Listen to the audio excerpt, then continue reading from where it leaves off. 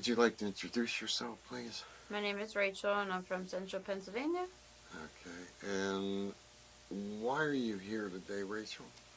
To share my story about addiction and what it has done and what I've been through so I can help someone else maybe not make the same choices and decisions I made. Okay, and how long were you using and what were you using?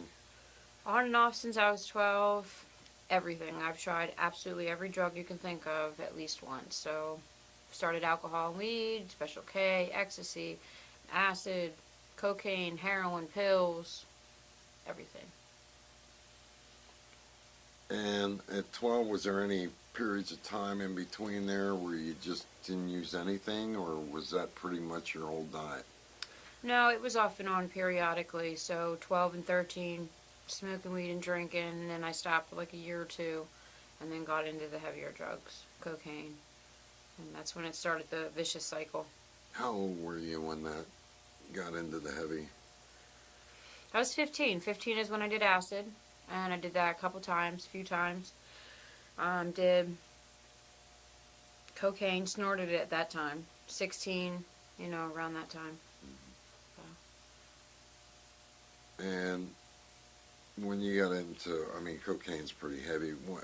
When did you get into crack and meth and heroin and those types of things? Meth I tried a few times, didn't really like it. I didn't feel like I was in control. So one line, 3 days up, like that wasn't okay for me, didn't kind of sit right with me. I did it a few times. Heroin I tried when I was 17. I actually started with pills. I knew nothing about it. And then heroin, I got addicted when I was 17. Actually was shooting it and stuff. Crack I tried when I was 18. I didn't actually start being fully into crack until my later 20s. But I did coke, smoked it, shot it, snorted it, any way possible. Heroin, I shot it and snorted it, so. Did you start in the Pennsylvania area? Have you always lived in Pennsylvania? I lived a little bit everywhere, but Pennsylvania, I mean, pretty much all throughout Pennsylvania. I did live in Florida for a little bit. I didn't get high there. And I lived in Maryland. I did smoke crack there, in Baltimore. And I think that's about it. How old were you when you went at 12? What grade were you in? Sixth grade, I think, sixth or Sixth seventh, grade, something sixth like grade. that. So were other kids in sixth grade doing drugs at that time? Yeah, actually, my friend Amanda, we both had not good home lives at that point. Was didn't really have the supervision, kind of, it was just us. Like, we kind of had each other's backs, and we would drink before school. I would steal my mom's weed and smoke weed and, pick her lock in her safe and, help myself to what I was in there. So, and that's how I got friends. So all your friends were doing drugs too, and they were 12 years old? 12 or older. 12 I or usually older. hung out with older people. Okay. Why? That's the biggest question. Why? Why I hung out with other people? No, what and why started you down that road at 12 years old? I want to say I was lonely. Growing up alone and not really having, like, my mom was into her addiction, into her men and stuff, and I had nobody.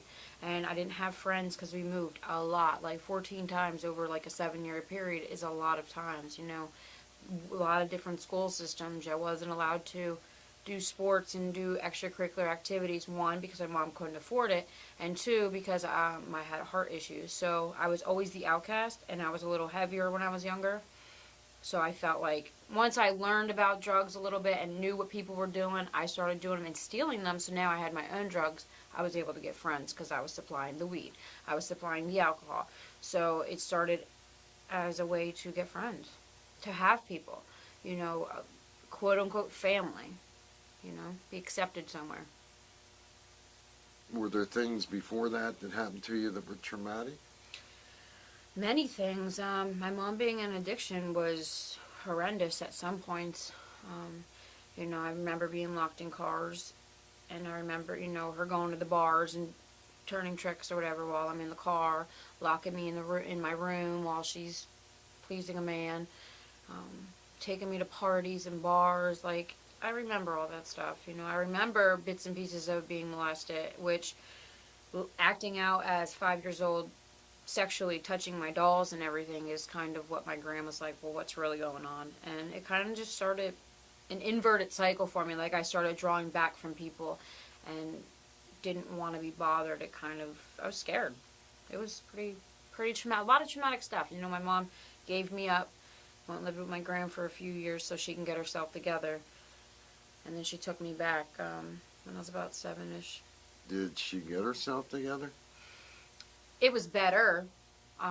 She was still, it wasn't as bad. So she was a functioning addict. You know, she drank daily. She smoked weed daily. You know, it was better when she was high. She was a fun mom. She was a cool mom. You know, she was active with me. I could tell the differences right when she walked in the door, and those are the times either, hey, I was in her face, or hey, I'm going to my room. You know, but I was made to be seen and not heard. You know, she didn't want me to, I wasn't able to cry.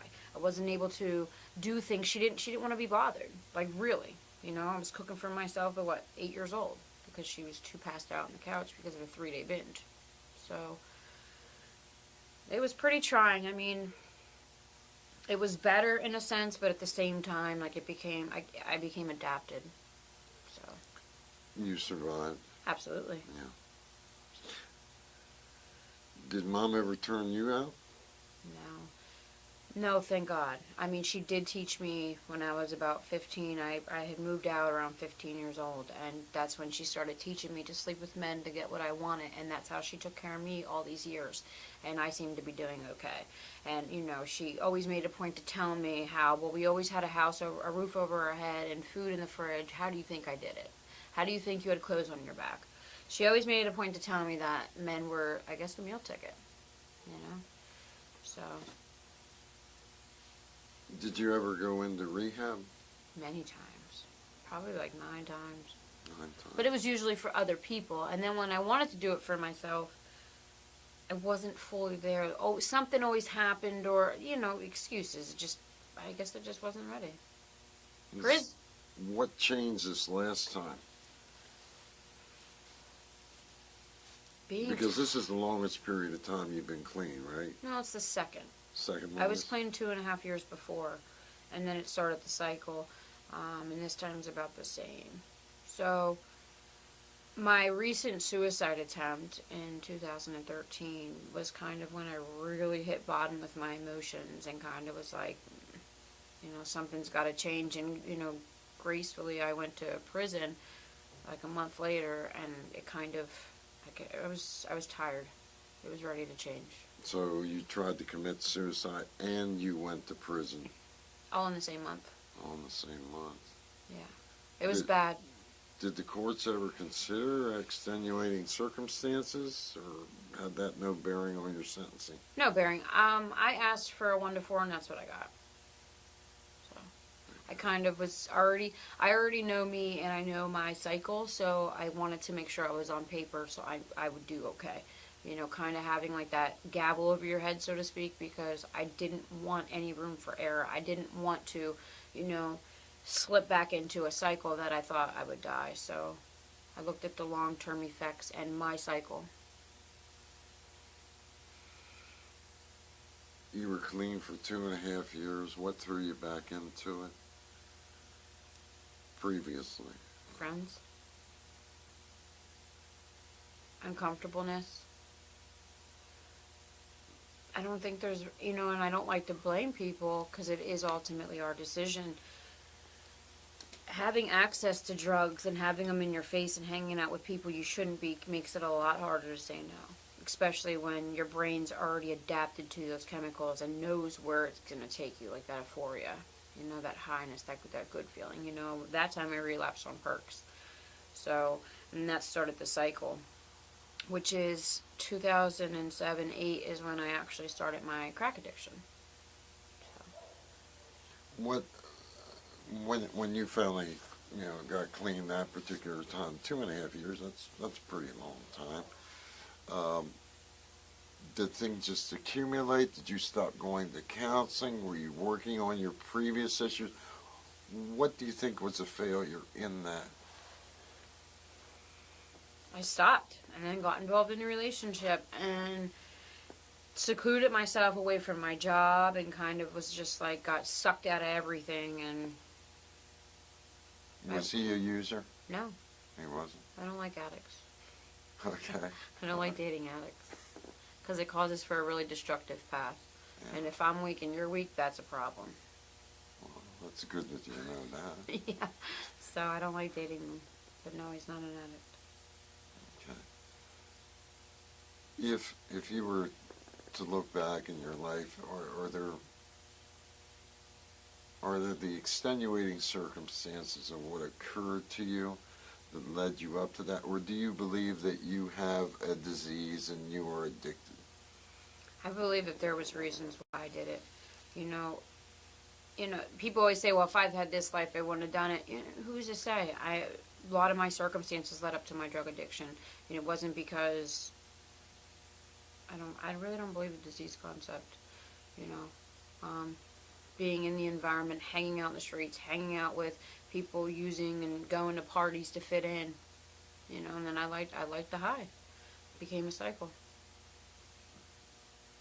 In rehab, recovery houses, of course, you've been through quite a few of them. Mm-hmm. If you were going to cite failures in them, what would it be?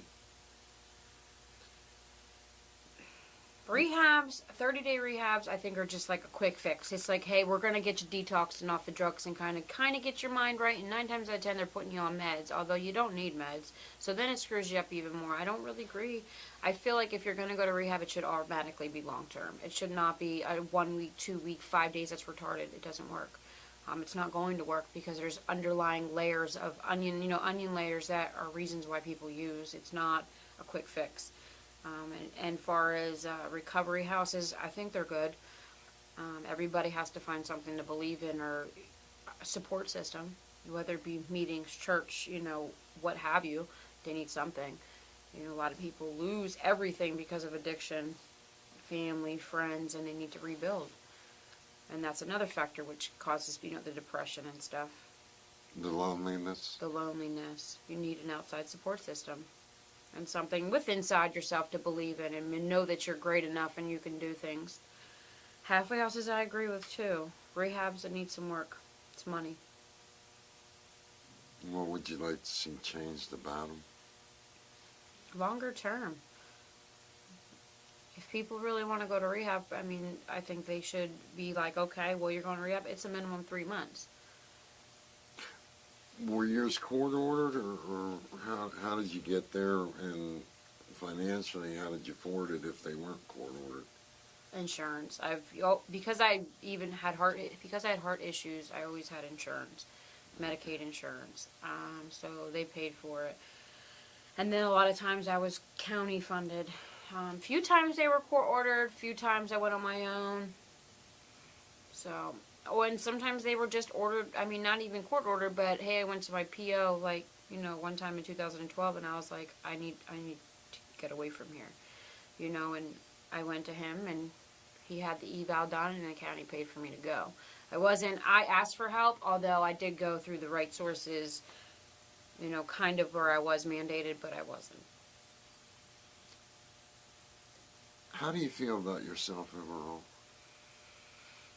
I struggle up and down. I'm pretty okay with myself because I came a long way and I fight every single day, but there's a lot of me I don't like. And there's a lot of me that I know I need to work on, especially relationships and dealings with men and just having positive relationships. Most of my life was all negative. Most of my life, regardless if it was friends, relationships, family, a lot of it was negative, and I'm not used to positive. So when I get positive, I don't know how to deal with it. And it's really uncomfortable for me, even with church. So, and I'm working on it. I have distorted images, distorted body images, distorted, feelings and failures and depression, the things that go along with abuse and addiction.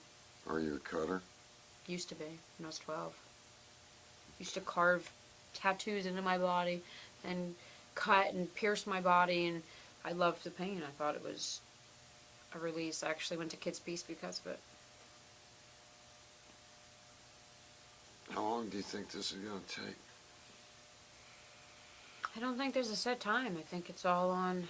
Like, I just started going back to therapy. I was going to therapy and then I stopped for like a month or two and now I'm back into it again. It gets rough. You know, reliving everything all over again. But I feel like today that's what I need to do because I've been in therapy since I was 12. Obviously, it wasn't working because I wasn't working on anything. So I feel like I have to really go back through it and relive everything and talk about it and kind of get it all out and not hold anything back because I don't want to use and I don't want to die. That's good. You do believe there's an end in sight? Oh, absolutely. This isn't a forever thing? Absolutely not. If it was, I would not be here today. Okay. How is it, I mean, your relationship, even with any man, that has to be difficult. Yes, it is. Trust has to be a real serious issue for you. It is. First instinct when a man talks to me is, what do you want? I'm not having sex with you, so please stop talking to me. And I'm literally that ignorant sometimes. And I don't think I should be, but at the same time, like, I just feel like all men, all they want is sex. And that's not where I'm at today. Sure. No, and probably is true for the most part, isn't it? Probably for the most part. How's your relationship with your mother? Awesome today. Pretty awesome. She's doing really well. You know, I'm sure she still drinks and smokes weed occasionally because it's legal in Arizona, so. And that's where she lives, but she, you know, gained weight, so, I mean, there's telltale signs that she's not doing the old things like meth and coke and stuff. And she's doing alright. She still goes through her men. She's okay. How about Dad? I'm sorry? How about your dad? I don't know nothing about him. Okay. Nothing. Other relatives? My grandmother, she's an important role in my life, me and her, because she raised me for those few years, and I've always been close to her. She's always tried her best to protect me and do things differently with me, because I know there was a lot of problems in the home with the sisters and my pop-up before I got there. Same type of problems? Physical abuse. Mm-hmm. I guess my mom was beaten, my aunt, which is why my mom ran away. They don't really talk about it. Everything gets pushed under the rug with the older generation, so. But I talk to her, I try at least once a week, and she's trying. Have you developed a good support network now?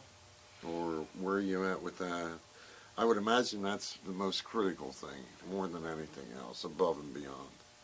You know, I was just talking about this yesterday in therapy. I have support in my life, but I don't talk to any of them, if that makes sense. Like, personally talk to them. You know, because he asked me, well, who was your support? Well, nobody. I don't talk. You know, I don't really say, well, nobody asks, how's your day and what's going on with you? It's not really comes up in conversation. So I'm still kind of closed off to everybody. I do have my church, though, and they're very, very well in tuned in my life. And if I don't show up to church, they're on the phone asking me, where are you at? What are you doing? Are you okay? And I'm grateful for that. You know, every day, at least 3 times a week, I talk to the elders or ministers in the church because we're close. Other than that, in my family, like my grandma and my mom, I don't have anybody else that I could actually talk to that really care. And I think that's what's the most important. I don't want to talk to somebody that don't care about me. That's stupid. Is it not also risky leaving yourself that vulnerable to somebody because you don't know what they're going to do with it? Sometimes, yes and no.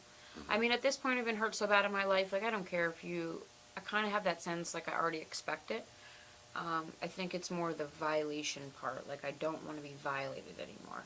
Physically, sexually, emotionally. Like, I don't care if you take my information and run with it. I'm okay with that part today. It's the abuse part I'm not okay with.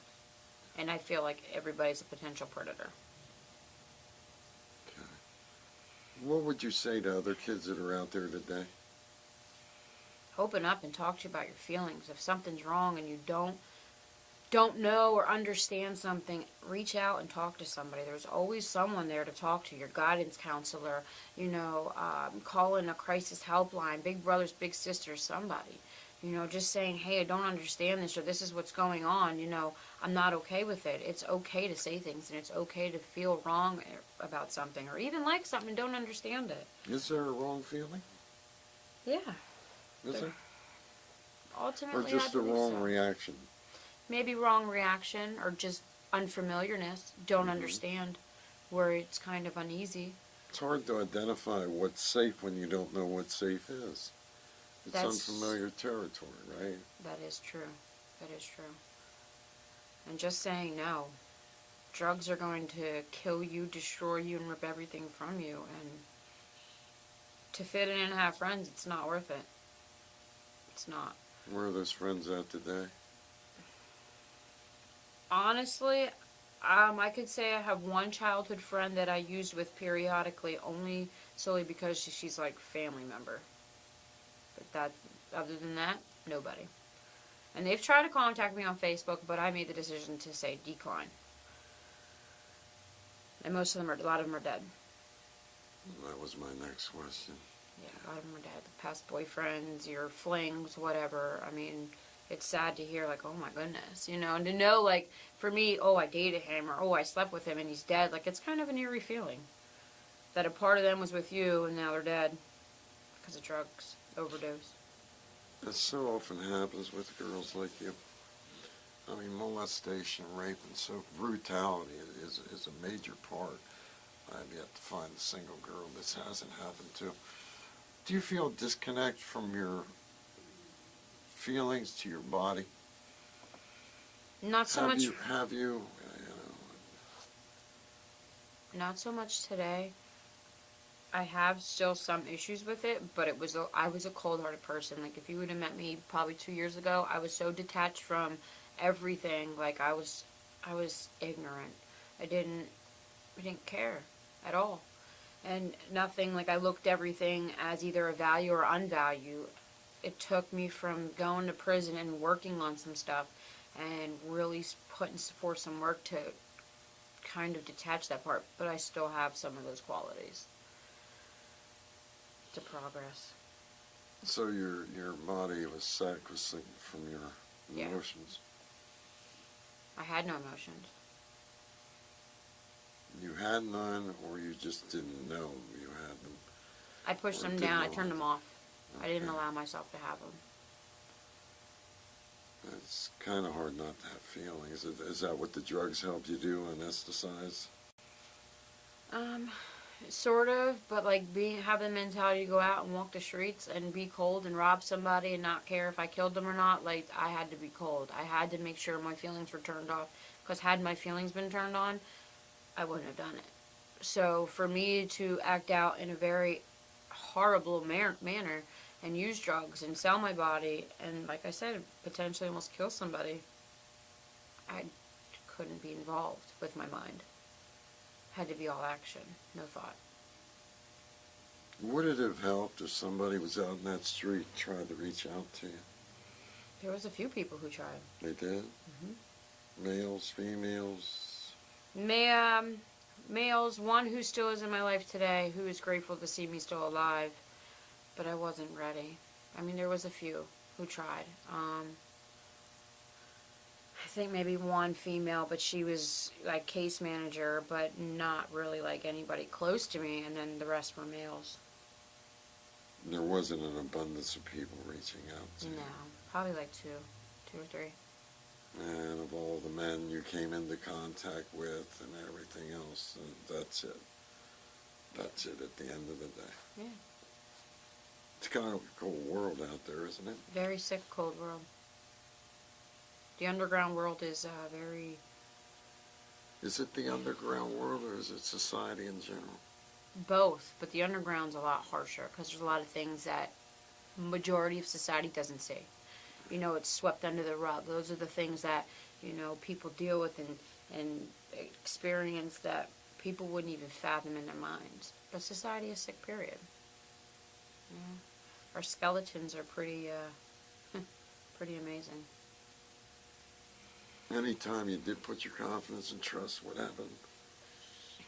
Put my trust in guys. Yeah. Or anyone, really, outside of your closest network, which didn't seem to be quite large. No, it's not. Usually got hurt. But I learned to hurt them before they hurt me, and usually I ran. Like when things get uncomfortable, or Closeness? I run. Yeah. I don't even. Intimacy of any type? Yeah. I haven't had a close relationship in a long time. Really haven't. I don't, and I don't know how to. And when I get uncomfortable, I shut things off.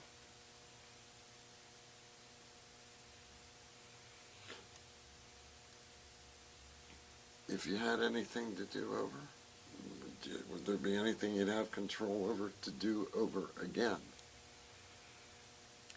Yeah. I probably would have waited to have kids. Went to college.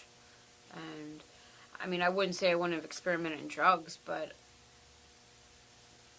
probably, I don't know. I wouldn't have wanted to go through drugs, but it did make me the person I am today. But I would have liked to be gone to college and then waited to have kids and got married and stuff, and that's pretty much it. I wouldn't want to sold my body. Yeah. I mean, that is probably the number one factor in my life that I struggle with on a daily basis is prostitution. In what regard? Shame or what? It's just the emotions, the flashbacks? Oh, the flashbacks and dealing with the dirtiness and the nastiness that came along with it. The feeling of it is the worst feeling for a woman to sell themselves to a dirty person, like physically dirty. Like it's boggling.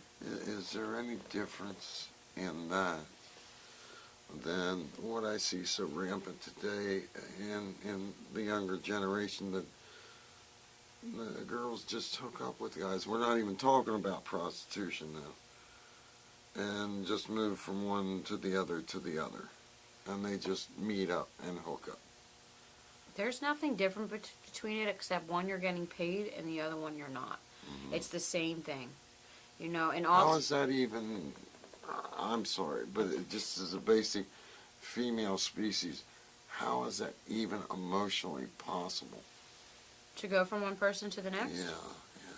You're looking for something. It has nothing to do with being able to. A lot of times, the girls just want so bad to be liked and be accepted that they keep doing it in hopes to find love, in hopes to be cared about, because it's apparent that they don't have that. They're lacking something, some type of void, and they're looking for it in sex because that's how they communicate. Everybody wants sex. Everybody wants to feel good. So it's a way of communication. Instead of actually talking and going out to eat, nope, they're back behind the building and they're having sex. They don't go out. They don't date. No, they don't date. They just have sex. Yeah. There's no movies. There's no dinner anymore. There's none of that. And that's not just because you come from a drug background or anything else. Everywhere. That is just in general. High schools are rampant like that. You know, they go out and they go drinking and then they end up behind the dumpster of the school because that's just what's acceptable today. You know? And guys are, want to see how many girls they can sleep with by the end of the school year, and the girls just want to have a relationship and be loved. So but aren't there girls that also do the same thing? Absolutely. Yeah. It's not just a guy thing anymore. No, it goes both ways. Do you think it's because there's so many broken homes today? Yes. I believe it all starts from the home. I believe it's a learned experience. Yes, it's a learned. You watch your surroundings, you watch on TV, you watch movies, you watch your parents. Kids suck everything in. They don't know anything. They don't know right or wrong. Well, if they keep seeing the wrong thing, they think that's right. So that becomes the way they live. And it becomes the opposite. I know I struggle with that I used to for a long time. My rights were my wrongs and my wrongs were my rights. You always believed that other kids had life so much better than you? Yes. Did they? Or did they end up the same place you did? That question could go both ways. I think the most thing I starved for when I was a child was a dad. And I think that's the one thing that upset me the most because, the father-daughter dances and, all these activities. And my friends would talk about their dads. Like, I'd get depressed and pull away because I didn't have a dad. My mom was on guy number 9 and I still don't have a dad. So, it was very, very sad. But there's rich people that have everything that use drugs too. and end up dead. So really, there is no difference. Well, there is that myth about.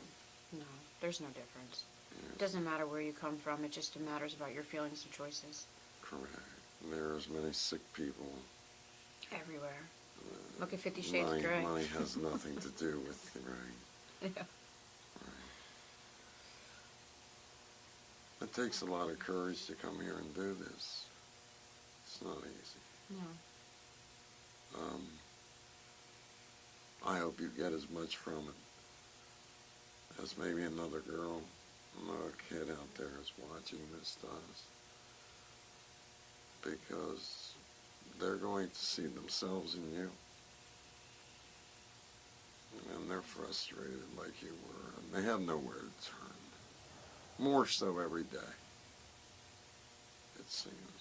So many kids have just absolutely nowhere, nobody, no time, no place. And it seems like either parents are too busy working or they just don't care. Yeah. And it's a sad situation. It's a very sad situation. But you're getting there. You're getting there. And it matters not where you are, it matters where you came from to where you are. So I commend you on that. And I really do hope, I wish the best, and I hope you continue forward with this. Whatever works for you. So that you can get your life back, or not back, but get a life. And accomplish those things that, any human being should have, and should have the ability to obtain. So, and I want to thank you for coming in today. Is there anything else you'd like to add? And take your time, because in post-edit I do have a question for you. Yeah. You had no hesitation meeting me the first time, so obviously you're not that scared of all men. No. I guess, I shouldn't be judging books by their cover, but I guess there's an aura about people. And there's that first sense when I meet them, I can see and feel it coming right off of them of what they want and what their intentions are. And I knew you were a good person, and what you're about was what you said it was. And there was nothing behind that. So, and I got that instantly. That's why I was okay with meeting you. And you have to have your radar out all the time. That It's never always shuts on. down. My radar's always on. I wish there was a miracle drug for shutting that down. That, but even helping the kids today. I hate to think of a 12-year-old out there prostituting and getting beaten and raped, and I know what it feels like. I know what it feels like to be held hostage and beaten. Like, it's not okay. And putting yourself in those situations is going to lead to that, because they're sick people. You might not leave out of that car. You might not leave out of that next high. That might be your very last one, and a lot of them don't think that. They think they're invincible, or it ain't going to happen to me. That Dear Sally story becomes you. And there is no quick fix, and it's not going to be easy, but there's a better way to go about things. Do you think the toughest thing in recovery is dealing with, once you get out of that and you feel somewhat safe, as all those feelings come flooding up? Yeah, I cry all the time. I've never cried, because like I said, I wasn't allowed to. So for years, I literally would probably cry once a year, and I'd shut it down within seconds. And I wasn't. Now I can cry at commercials. And that's an awesome feeling, because I never cried. Sure. So, but sometimes I get overwhelmed. Do you find yourself laughing a lot no more? I love to laugh. Is there an upside to this? There is. I still use laughter as when I get uncomfortable or uneasy. I use it as a defense mechanism still, and I'm still learning about my feelings and how to use them in the correct way, in positive ways. I'm still learning to cope with them, because I don't know them very well, obviously. By the time I started actually feeling was puberty, was when I started using, so I kind of distorted my feelings and emotions very much so. No, I believe in you, so I really do. Hang in there. Is there anything else? Nope. Okay. No, it's a wrap. It's a wrap. Thank you. You're welcome. Is this when it's off the record and we keep talking? Yeah. As soon as I do this, it's all.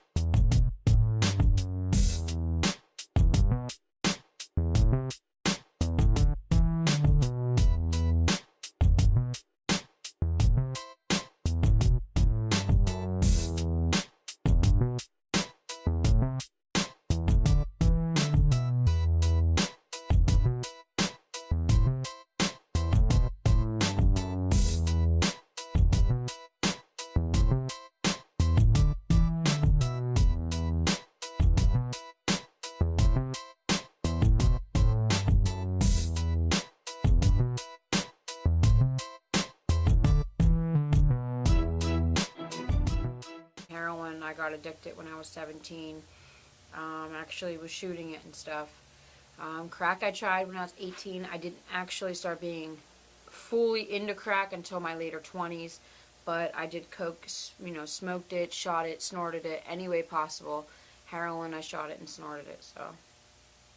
Did you start in the Pennsylvania area? Have you always lived in Pennsylvania?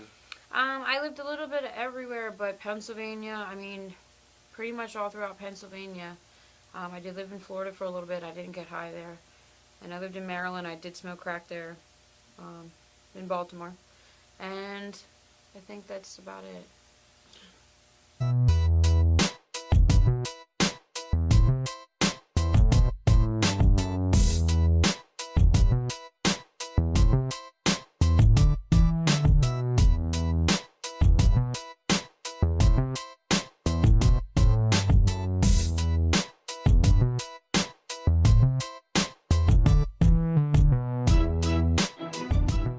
Would you like to introduce yourself, please? My name is Rachel, and I'm from Central Pennsylvania. Okay. And why are you here today, Rachel? To share my story about addiction and what it has done and what I've been through, so I can help someone else maybe not make the same choices and decisions I made. Okay. And how long?